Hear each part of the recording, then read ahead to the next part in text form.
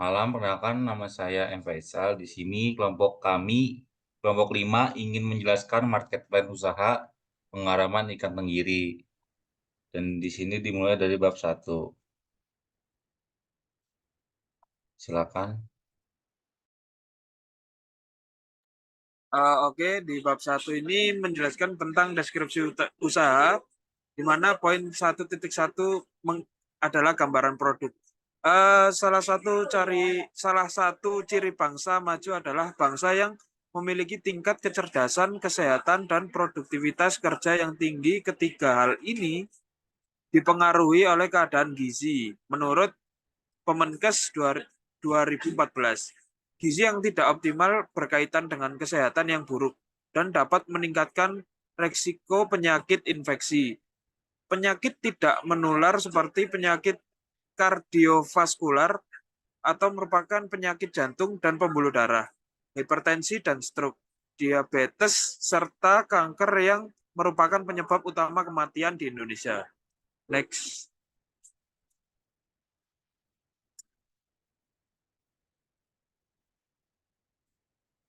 Di paragraf kedua ini ada ikan tenggiri.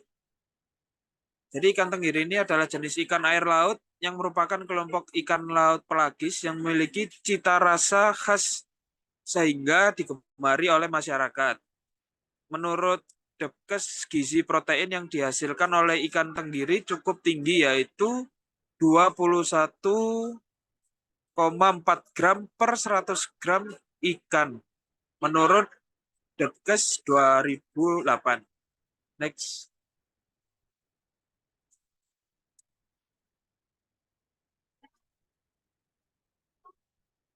Selanjutnya di poin 1.2 adalah gambaran bahan baku.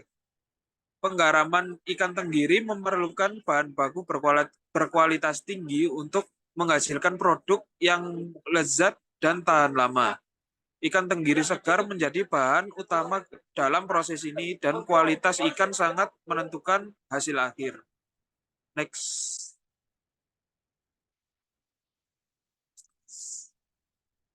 Selain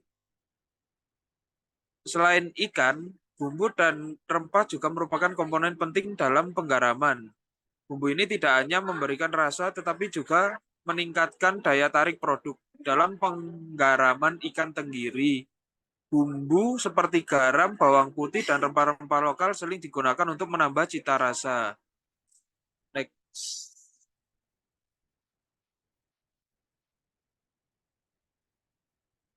Selanjutnya ada minyak atau saus juga sering ditambahkan sebagai bahan baku tambahan dalam penggaraman ikan tenggiri. Minyak juga berfungsi untuk menjaga kelembapan ikan dan memberikan rasa yang lebih kaya. Selanjutnya ada penggunaan garam sebagai bahan pengawet. Bahan pengawet alami sangat penting dalam proses penggaraman. Garam tidak hanya berfungsi sebagai penambah rasa, tetapi juga membantu mengawetkan ikan dengan cara mengurangi kadar air dan menghambat pertumbuhan mikroba penyebab pembusukan. Menurut Dahawali et al. 2016.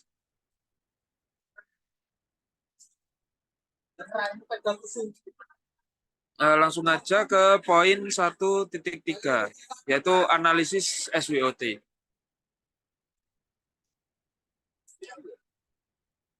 Yang pertama ialah kekuatan atau strength. Di keterangannya merupakan daya tahan produk, nilai gizi tinggi, sumber bahan baku yang melimpah. Ada juga kemudahan distribusi dan inovasi rasa.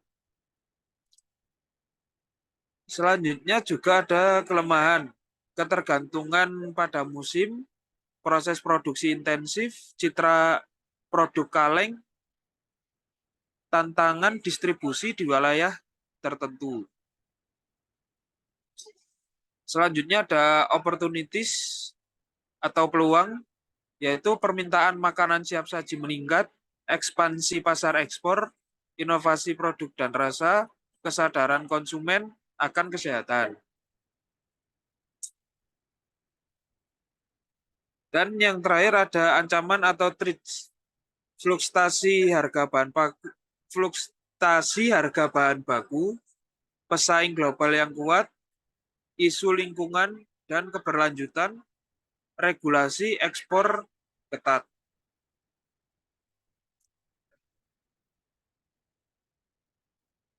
Selanjutnya ada bab 2 kondisi pasar.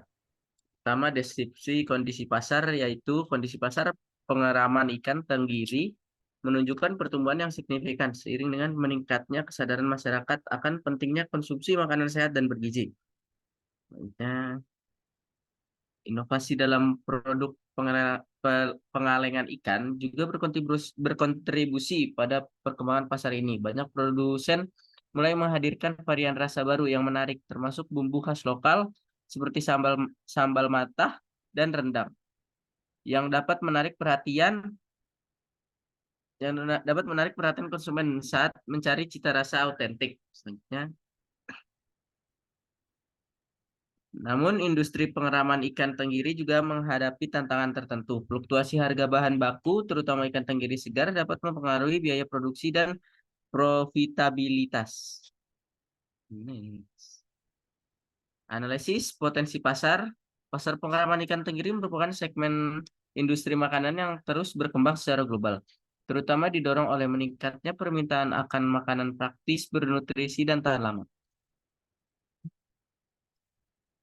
Secara global, pasar pengalengan ikan mengalami peningkatan yang signifikan, terutama di kawasan Eropa, Amerika Utara, Asia Pasifik, dan Asia Pasifik.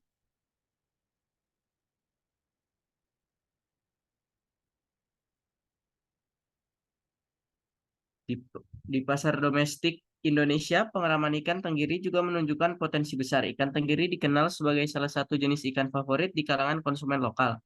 Dengan inovasi dalam bumbu kemasan, produk pengeraman ini dapat menarik perhatian konsumen muda yang mencari makanan praktis namun tetap lezat. Analisis pesaing produk. Analisis pesaing produk dalam industri pengeraman ikan tenggiri menunjukkan bahwa pasar ini sangat kompetitif dengan berbagai jenis pesaing yang menawarkan produk serupa. Pesaing langsung terdiri dari perusahaan-perusahaan yang memproduksi ikan tenggiri garam dengan berbagai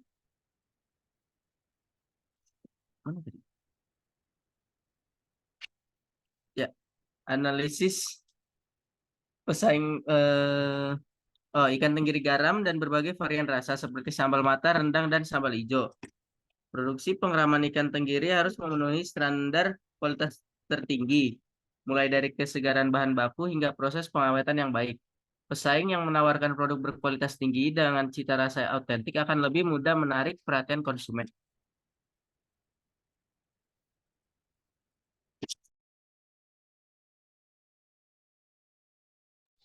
Selanjutnya ada bab 3 strategi pemasaran.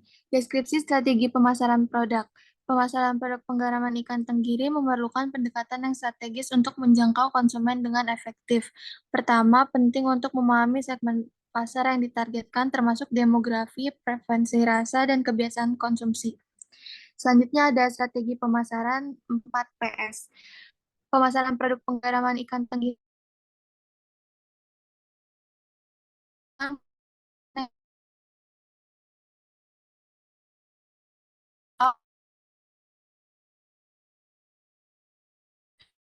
pertama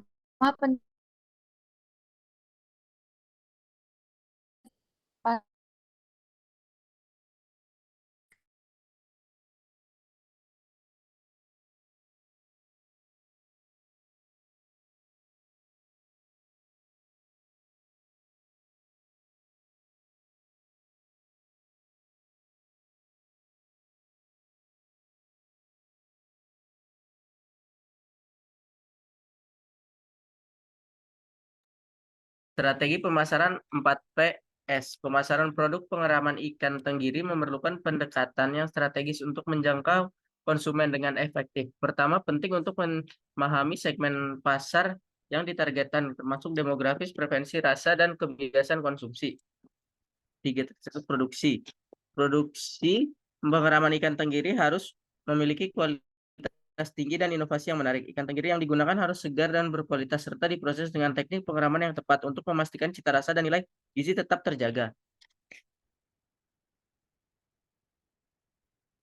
Price, penentuan harga untuk produk pengeraman ikan tenggiri harus mempertimbangkan biaya produksi, kualitas produk, serta harga pesaing di pasar. Place, saluran distribusi sangat penting dalam memastikan produk pengeraman ikan tenggiri tersedia di pasar yang tepat. Produk dapat didistribusikan melalui berbagai platform termasuk supermarket, toko bahan makanan lokal, dan platform e-commerce.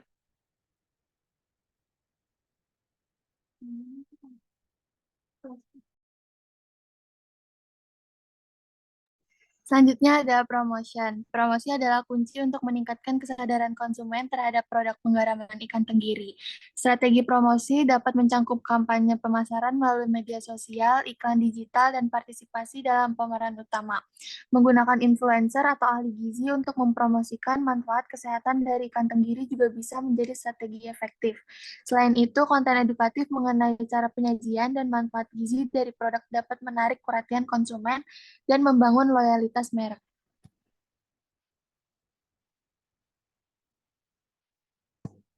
Oke, selanjutnya yaitu bab 4 digital marketing, target pasar. Konsumen lokal masyarakat di daerah pengolahan seperti Karimun dan Tanjung Pinang merupakan konsumen utama. Kerupuk ikan tenggiri menjadi pelengkap makanan yang populer dan sering dicari. Konsumen internasional. Pasar luar negeri, terutama di negara-negara tetangga seperti Singapura dan Malaysia, juga menjadi target yang menjanjikan. Produk ini dapat diekspor sebagai makanan khas Indonesia. Selanjutnya yaitu riset pasar pengguna sosial media. Media sosial menawarkan kesempatan besar untuk meningkatkan pemasaran produk olahan ikan tenggiri. Beberapa langkah yang dapat diambil meliputi optimalisasi konten, membuat konten menarik yang menonjolkan keunggulan produk seperti video proses pembuatan atau testimoni pelanggan. Iklan berbayar menggunakan iklan berbayar di platform seperti Facebook dan Instagram untuk menjaga audiens yang lebih luas. Kolaborasi dengan influencer, menggandeng influencer lokal untuk memperkenalkan produk kepada pengikut mereka. Lanjut di sini bab 5 tentang konten media sosial. Di 5.1 yaitu perencanaan pemasaran usaha melalui media sosial.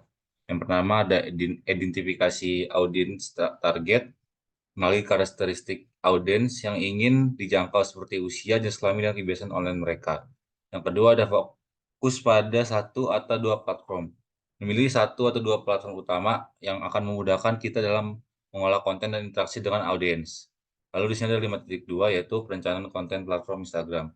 Yang pertama ada pembuatan akun bisnis Instagram, yaitu membuat akun bisnis. Langkah pertama adalah membuat akun Instagram khusus untuk usaha penggaraman ikan tenggiri. Pastikan dengan nama yang mudah diingat dan relevan dengan produknya. Lalu mengisi profil, lengkapi profil dengan informasi tentang produk termasuk deskripsi singkat, lokasi, kontak yang dapat dihubungi. Kedua ada konten visual menarik, yaitu foto. Gunakan foto yang berkualitas tinggi agar komposisi menarik untuk menarik perhatian konsumen. Lalu ada video promosi.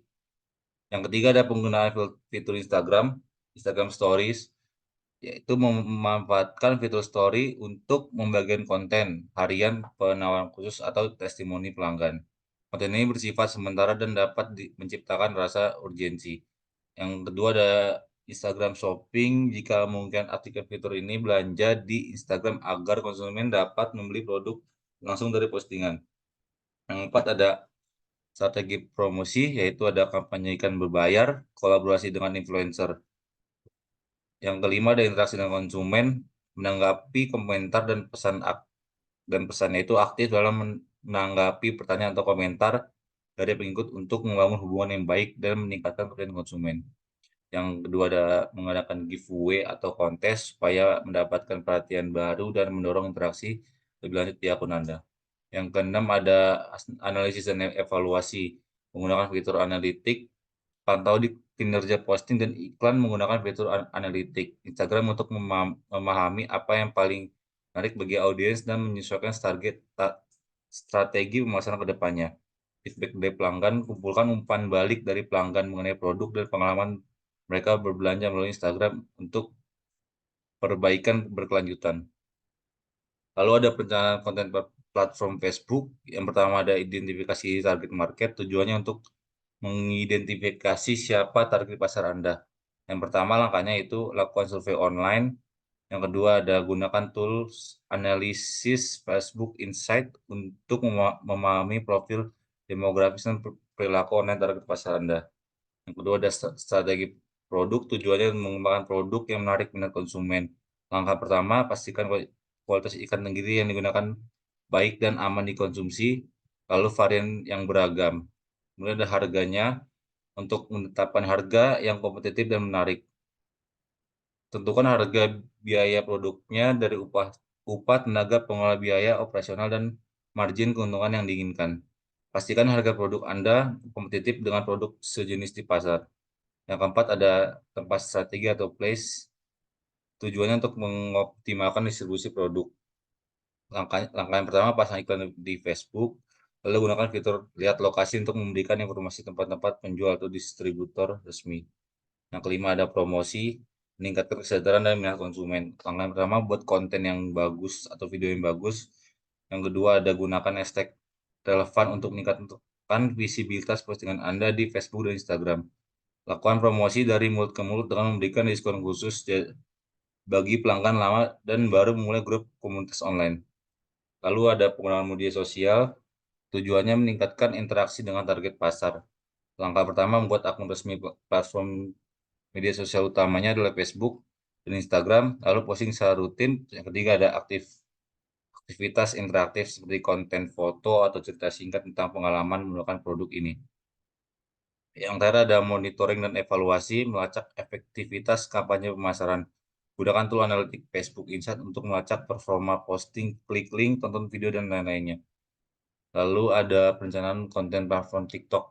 Yang pertama ada dapat memahami target pasar. Yang kedua ada konten kreatif dan menarik. Yang ketiga ada penggunaan hashtag yang baik. Yang keempat ada kolaborasi dengan influencer. Lalu ada yang kelima, promosi penjualan. Kalau promosi jualan tuh biasanya harus ada diskon dan penawaran khusus, dan juga harus ada giveaway. Lalu yang keenam ada interaksi dengan pengguna. Yang tujuh ada analisis kinerja. Next. Selanjutnya, bab 6, analisis sosial media kompetitor. Strategi pemasaran media sosial. Strategi pemasaran media sosial adalah pendekatan yang mengoptimalkan penggunaan platform seperti Facebook, Instagram, dan TikTok untuk mempromosikan produk atau layanan dengan cara yang menarik dan interaktif. Dalam menerapkan strategi ini, penting untuk mengetahui target audiens serta secara mendalam agar konten yang dibuat relevan dengan minat dan kebutuhan mereka, serta memilih platform yang tepat sesuai dengan karakteristik audiens yang ingin dijangkau. Melakukan interaksi aktif dengan audiens melalui balasan komentar dan pesan juga dapat memperkuat hubungan tersebut. Untuk memperluas jangkauan, kolaborasi dengan influencer yang memiliki pengaruh di media sosial dapat menjadi strategi efektif. Sementara analisis rutin terhadap kinerja kampanye pemasaran membantu dalam mengevaluasi efektivitas strategi yang diterapkan dan melakukan penyesuaian yang diperlukan untuk mencapai tujuan bisnis. Kekurangan pemasaran dapat menghambat efektivitas strategi yang ditetapkan oleh suatu bisnis. Salah satu masalah utamanya adalah ketidakcocokan konten dengan audiens, di mana konten yang tidak relevan atau tidak menarik bagi target pasar dapat mengakibatkan rendahnya keterlibatan dan respon. Selain itu, kurangnya konsistensi dalam memposting juga menjadi faktor penting. Jika bisnis tidak menjadwalkan konten secara teratur, audiens dapat mengalami kehilangan minat dan perhatian yang berdampak pada penurunan interaksi. Next. Selanjutnya ada kelebihan pemasaran. Kelebihan pemasaran terletak pada kemampuannya untuk meningkatkan kesadaran merek dan menjangkau audiens yang lebih luas sehingga membuka peluang penjualan yang lebih besar. Dengan strategi yang tepat, pemasaran dapat membangun hubungan yang kuat antara merek, dan pelanggan, menciptakan loyalitas yang berdampak positif dan retensi pelanggan dalam jangka panjang. Selain itu, pemasaran memungkinkan bisnis untuk mengidentifikasi dan memahami tren pasar, sehingga mereka dapat beradaptasi dengan cepat terhadap perubahan preferensi konsumen. Melalui interaksi aktif di media sosial, perusahaan dapat mendengarkan umpan balik pelanggan dan menyesuaikan penawaran mereka sesuai kebutuhan pasar. Pemasaran juga meningkatkan kredibilitas dan reputasi merek, terutama dengan melibatkan testimoni pelanggan atau kolaborasi dengan influencer.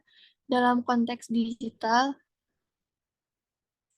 pemasaran online menawarkan biaya yang relatif lebih rendah dibandingkan metode tradisional, sambil tetap memberikan hasil signifikan melalui iklan terarah dan analitik mendalam. Secara keseluruhan, kelebihan pemasaran tidak hanya terbatas pada peningkatan penjualan, tetapi juga mencakup pengembangan merek yang berkelanjutan dan penguatan hubungan dengan pelanggan yang semuanya berkontribusi pada pertumbuhan bisnis jangka panjang.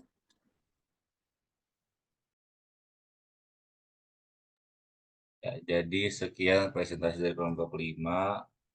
Mohon maaf jika ada salah kata dari kelompok kami. Terima kasih.